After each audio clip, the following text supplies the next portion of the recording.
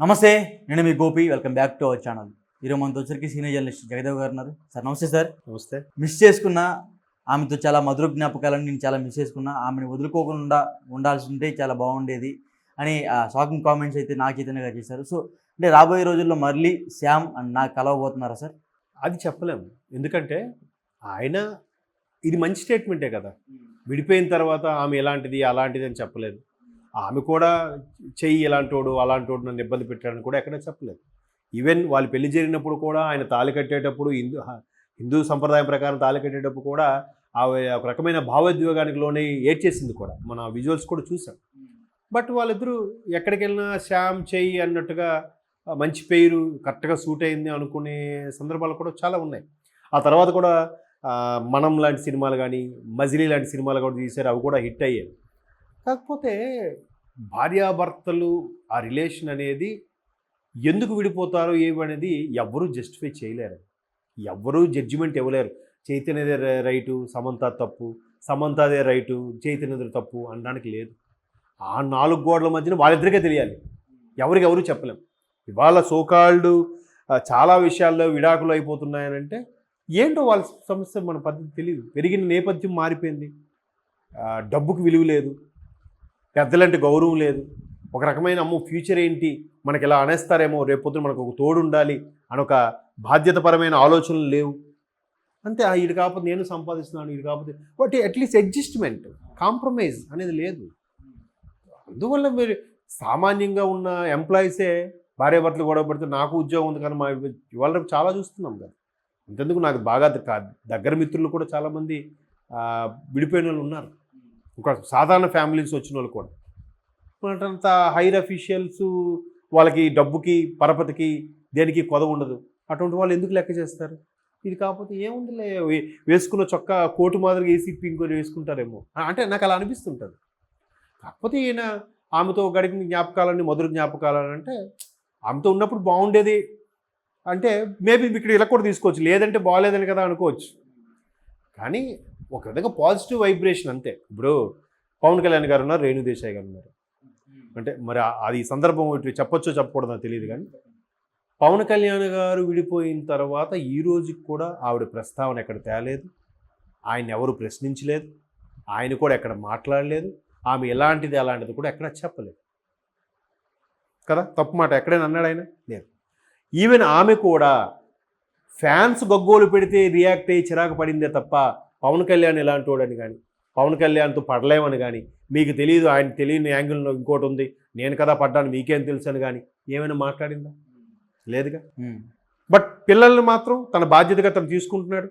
మన ప్రమాణ స్వీకారానికి కొడుకుని కూతురుని తీసుకొచ్చాడు, ప్రధానమంత్రికి పరిచయం చేశాడు. కొడుకు గెలిచిన తర్వాత నుంచి కొడుకుని తనతోనే పెట్టుకుంటున్నాడు, బాధ్యతగా ఉన్నాడుగా. ఈవిడ కూడా ఎక్కడ ఓపెన్ అయిందంటే రేణు దేశాయ్ కూడా ఫ్యాన్స్ కొంతమంది వదిన గారు మీరు మళ్ళీ పెళ్లి చేసుకుంటే మేము ఒప్పుకోం, మరి పవన్ కళ్యాణ్ చేసుకున్నాడుగా, ఈవిడ చేసుకుంటే తప్పే ఉంది, అది కరెక్ట్ కాదు కదా. సో అట్లాంటి సందర్భంలో ఆవిడ రియాక్ట్ అయింది. కానీ ఆవిడ బయటకు వచ్చాక కూడా అదే చెప్పింది ఒక ఛానల్కి ఇచ్చిన ఇంటర్వ్యూలో. ఆయన అదేంటోనండి, అంత స్టార్డమ్, అంత ఇమేజు, అంత క్రేజు, పైగా మెగాస్టార్ గారి ఫ్యామిలీ ఉండి కూడా ఒక రకమైన ప్రజలకు సేవ చేయాలి, ఇంకేదో చేయాలి, ఆ థాట్స్ వేరేగా ఉంటాయి. చాలా సాదాసీదాగా ఉంటాడు, అవే ఆలోచనతో ఉంటాడు ఎప్పుడు, లేదంటే బుక్స్ చదువుకుంటుంటాడు అని చెప్పిందే తప్ప చెడుగా చెప్పలేదుగా. సో అలాంటి సందర్భంలో పవన్ కళ్యాణ్తో గారు గడిపిన ఆ జ్ఞాపకాలు మధురమైన అనుకోవచ్చు కదా. ఇప్పుడు మొన్న పిల్లలు తనతో గడిపిన విషయాలు కూడా ఆవిడ ఇన్స్టాలో షేర్ చేసుకుంది. పిల్లలు తన తండ్రి కాకుండా పోడుగా. సో అట్లాగే ఇక్కడ కూడా ఏమో ఆవిడతో గడిపిన జ్ఞాపకాలు ఏవి ఇబ్బంది పోయాయి తర్వాత. బట్ ఆవిడ కూడా ఎంత చైతన్యం మర్చిపోలేకపోయిందో, లేదంటే ఆ ఎడబాటును లైట్గా తీసుకోలేకపోయిందో, ఒక రకమైన డిసీజ్తో కూడా సఫర్ అయిందని మనం వార్తల్లో చూసాం. సమంత గారు చూసిన తర్వాత కూడా ఏషా ఫౌండేషన్కి వెళ్ళి మళ్ళీ అంతా సెటరేట్ అయ్యింది, ఇప్పుడు బాగానే ఉంది అనడం. మళ్ళీ రీసెంట్గా కూడా హైడ్రోజన్ పెరాక్సైడ్ ఏదో పీల్చొచ్చో అని సజెస్ట్ చేస్తే డాక్టర్లు ఒప్పుకోలేదంట. మీకున్న డిసీజ్ బట్టి డాక్టర్లు సజెస్ట్ చేస్తే ఆ హైడ్రోజన్ పెరాక్సైడ్ పీల్చొచ్చు, కానీ అందరూ పీల్చడం మీరు ఎలా చెప్తారు, అలా చెప్పకూడదు అన్నట్టు కూడా ఈ మధ్యన మళ్ళీ వచ్చి 2-3 వార్తలు వచ్చాయి. సో మొత్తం మీద ఆవిడ మేబీ చైతన్య మగవాడు కాబట్టి ఓపెన్ అవ్వలేకపోయాడు. అరే చిన్న చిన్న రీజన్స్తో విడిపోయామే, అలా అవ్వకపోయిండొచ్చు, అలా అవ్వకపోయింటే బాగుండేది అని ఉంటుంది కదా ఎవరికైనా. ఏమండి, మనది తప్పు చేశామంటే ఎప్పుడు కాకపోతే ఒక సంవత్సరం తర్వాత 10 ఏళ్ళ తర్వాత అయినా మనసుకి చివుక్కుమంటుంది. ఆత్మసాక్షి అనేది ఒకటి ఉంటుందిగా ఎవరికైనా. బయటపడకపోవచ్చు, మేబీ చైతన్య బయటపడ్డాడేమో, సమంత బయటపడలేదేమో. బయటపడాలంటే ఆమె డిసీజ్తో ఇబ్బంది పడిందంటే ఖచ్చితంగా చాలా సఫర్ అయ్యి ఉంటుంది, బాధపడే ఉంటుంది. అరే ఎంత ఇష్టపడ్డానే, ఎంత చేసుకున్నామే, ఎందుకు ఇలా జరిగింది, నేనైనా ఆ క్షణాన్ని తగ్గుండాల్సింది, లేదా తనైనా ఆ మాట అనకపోయి ఉండాల్సింది అని ఉంటుంది కదా. ఇప్పుడు సినిమాలో కూడా మీరు చూస్తుంటాం, చిన్న మాటని చినికి గాలి వల్ల అయిపోతుంది. ఇప్పుడు చిన్న ఎగ్జాంపుల్ చెప్తాను. సఖీ సినిమా చూసారా? ఆ సినిమాలో ఎంత అద్భుతంగా ఉంటుందంటే మణిరత్నం గారి టేకింగ్. తను వెయిట్ చేస్తుంటాడు ఇంకా రాలేదని. వెయిట్ చేస్తుంటే వస్తుంది ఒక గంట తర్వాత ఆఫీస్ నుంచి. తన డాక్టర్ కదా, ఏంటి ఎంతసేపు, పెళ్ళికి ముందు చాలాసేపు వెయిట్ చేసి ఇప్పుడు వెయిట్ చేయలేమంటే అది వేరు అంటాడు. అంటే తాళం తీస్తున్న అమ్మాయి కూడా ఆగిపోతుంది. అది వేరంటే అప్పుడు వేరు ఇప్పుడు వేరా, అప్పుడున్న ప్రేమ ఇప్పుడు లేదా, ఇంక ఒప్పుకోదనమాట. ఇంకా అసలు మాట పెరిగిపోయి ఆర్గ్యుమెంట్. ఏదో చిరాకులో ఉన్నాను అనేసరిలే వదిలే అంటాడు వీడు. తను ఒప్పుకోదు. అంటే ఇలాగా ఈ చిన్న సందర్భాలే, చిన్న మాటలే చినికి గాలి వాళ్ళలాగా అయిపోయి పెద్ద అయిపోతాయి. మ్యాక్సిమం భార్యాభర్తలకు కూడా మీ అమ్మ నాన్న అలా చేశారులే అంటే, నన్ను ఏమని అంటున్నా, మా అమ్మ నాన్న అంటే ఒప్పుకోను అంటది అమ్మ. మరి మీ అమ్మ చేసిన తక్కువేంటి అంటది. ఇట్లాగే ఇప్పుడు భార్యాభర్తలు పెళ్ళైన వాళ్ళకి తెలుస్తుంది ఆ చిన్న దాన్ని ఏమంటే గిల్లి కజ్జాలు అనుకోవచ్చు ఒక విధంగా.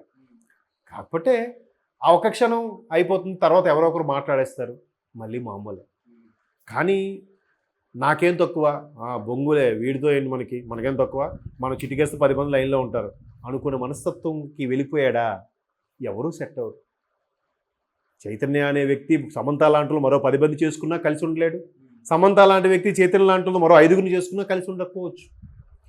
Life is compromise. ఆ కాంప్రమైజ్ అయితే సర్దుకుపోవడం అంటారు దాన్నే. చాలా సినిమాలో కూడా వచ్చే సర్దుకుపోవాలని, చిన్న మాట పడి పోవద్దు, ఆ సర్దుకుపోతేనే సంసారం బాగుంటుంది, గొడవలు వచ్చిన తర్వాత మళ్ళీ కలిస్తేనే హ్యాపీగా ఉంటుంది. మేబీ అవేవో గుర్తొచ్చుంటాయి, ఆ స్టేట్మెంట్ ఇచ్చిండొచ్చు అని నేను అనుకుంటున్నాను. అది చెప్పలేను, ఎందుకంటే జస్ట్ స్టేట్మెంట్ ఇచ్చాడు ఆ టైంలో. మేబీ ఆమె గురించి చెడుగా చెప్పలేక, లేదంటే ఇప్పుడు లేదు అని బాధను తట్టుకోలేక ఈ విధంగా స్టేట్మెంట్ ఇచ్చాడేమో. ఒకవేళ కలిస్తే ఎలా ఉంటుంది అంటారు? తప్పేముంది? పెద్ద బద్ధ శత్రువులే రాజకీయాల్లో ముఖాన్ని బురద జల్లుకొని నోటికి వచ్చినట్టు తిట్టుకున్న వాళ్ళే ఇవాళ రాజకీయాల్లో కలిసిపోయి పని చేసుకుంటున్నప్పుడు, ఒకప్పుడు భార్యాభర్తలు కలిసిన తప్పేముంది, అందరూ ఆనందిస్తారుగా. వాళ్ళిద్దరు కలిసిపోయారా, పోలేరా బాబు, కలిసారా మళ్ళీ అని అడుగుతారు.